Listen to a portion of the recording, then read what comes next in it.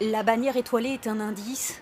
Dans ce cimetière du sud-est de Paris repose le héros de la guerre des États-Unis, le général Lafayette. Un endroit caché, connu surtout des touristes venus d'Amérique. Il est très connu, il est le symbole du soutien de la France à la Révolution américaine. Le marquis de Lafayette a 20 ans lorsqu'il embarque la première fois pour les États-Unis. Fasciné par les idées nouvelles, l'envie de liberté d'un peuple qui veut se libérer du colon britannique. Il vient combattre, puis rentre en France et obtient le soutien de Louis XVI. La monarchie française se rallie aux insurgés américains. Lafayette retraverse l'Atlantique, cette fois à bord de l'Hermione. L'Hermione a coûté 23 millions, c'est lui qui les avait payés. Voilà. Et il n'était pas ruiné après. Il a la fortune de son père à un âge où normalement en France on n'a pas d'argent.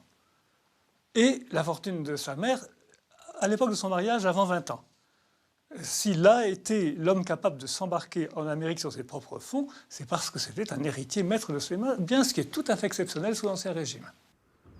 Orphelin très jeune, celui qui a grandi loin de la mer en Auvergne a laissé aujourd'hui très peu de souvenirs, même dans la rue qui porte son nom à Paris.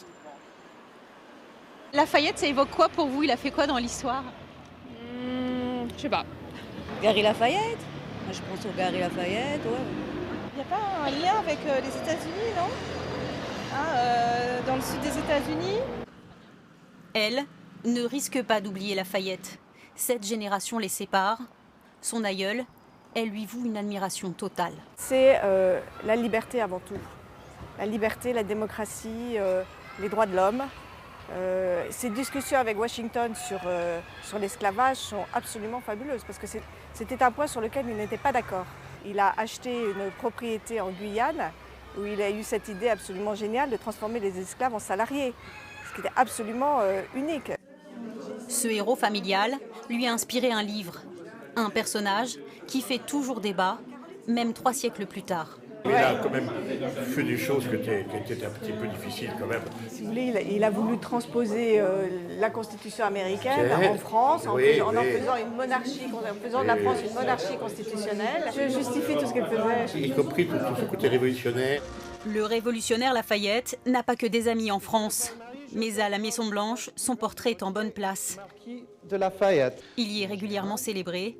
Depuis 2002, le marquis a été fait citoyen d'honneur des États-Unis.